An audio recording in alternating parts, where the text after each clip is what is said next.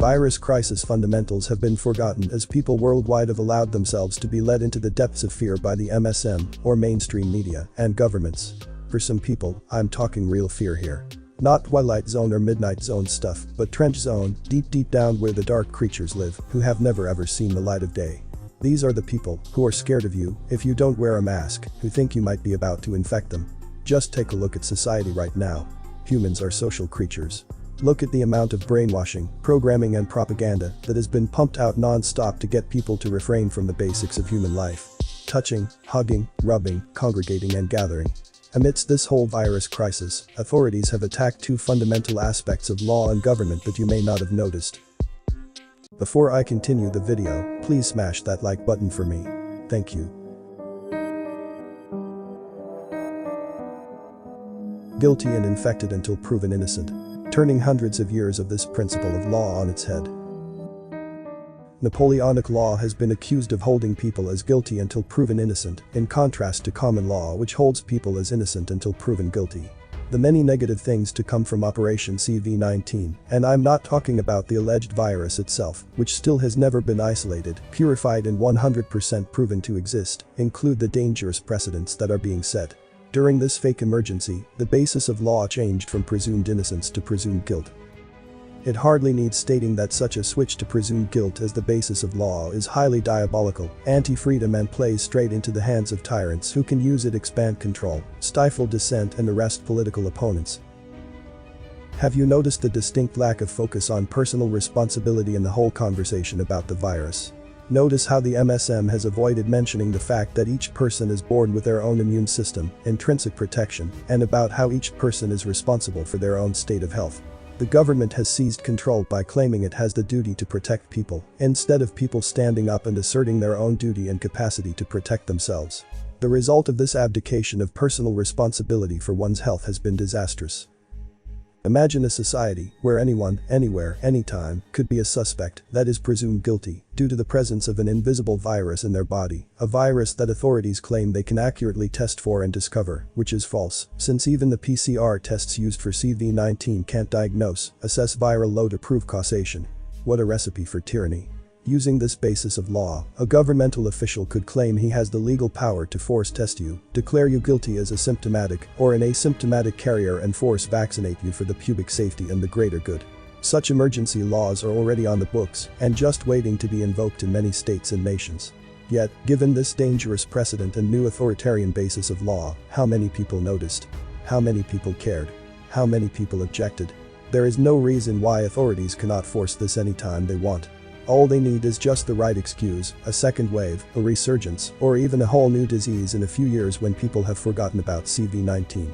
Operation CV-19 is primarily a psychological operation, so this is all about making an impression in people's minds, which the New World Order controllers can later exploit.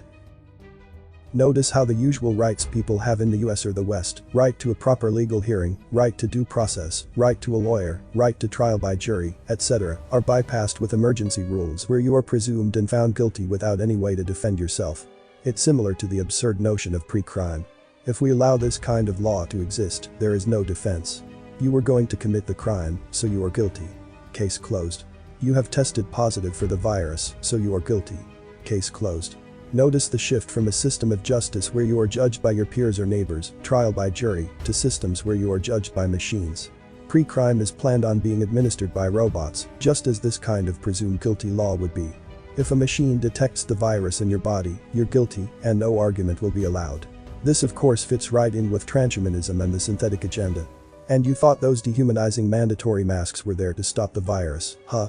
It's not just to make you inhale more carbon dioxide and less oxygen, thus making you less vital, it's also to dehumanize you. This is also a shifting of the burden of proof. The usual Western legal traditions requires that if someone wants to surveil you, or contact tracing, or force vaccinate you, or digital certificates, the burden of proof is on them to justify such as invasion. Now, with the manufactured CV-19 hysteria, this is being spun around. You are putting others in danger if you don't submit to surveillance and vaccination. The perversion of logic is egregious, but it's happening. This is the propaganda. Don't you care?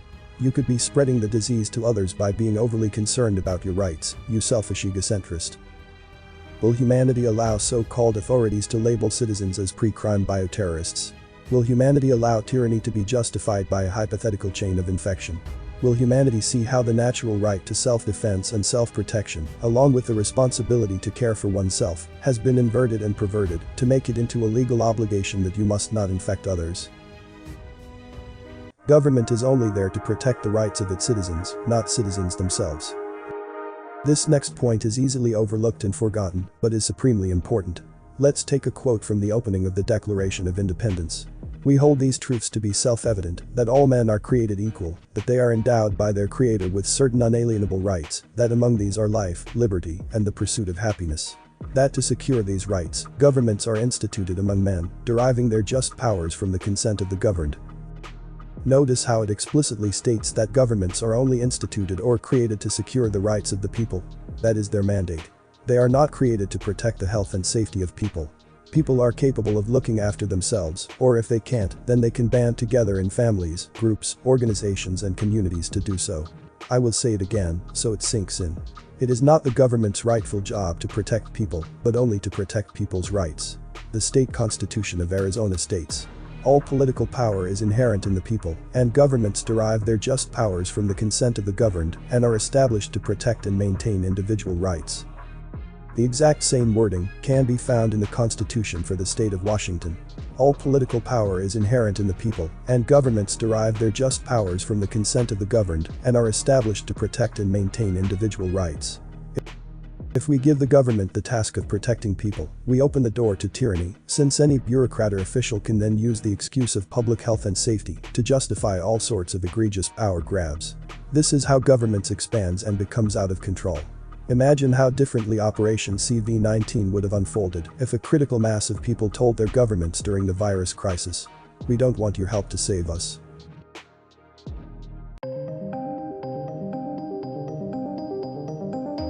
No virus or emergency cancels your inherent rights, sovereignty and freedom. Now is the time to stand strong in this knowledge and to live and speak from this place of power. You are innocent until proven guilty, regardless of whatever scheme authorities invent to invert this basic legal truth. Government only exists to protect your rights. If a government is doing something not directly related to protecting your rights, it has already overstepped its limits and exceeded its authority. The NWO controllers have pulled off a masterstroke by fabricating the idea of a killer virus. Not only has the virus crisis induced panic, OCD behavior and fear, it has also opened the door for them to attempt to reshape fundamental laws and relationships between the rulers and the ruled. This is how the NWO will be brought in, if we are not careful, by reshaping our perception until we have forgotten, while new children being born into this don't know any better. We must be aware of this psychological propaganda and push back with all our might. Our freedom depends on our vigilance. Comment below with more topic ideas for me to discuss. As a lot of care and hard work goes into this, likes and subscribe, let me know I'm doing a good job. All is appreciated greatly.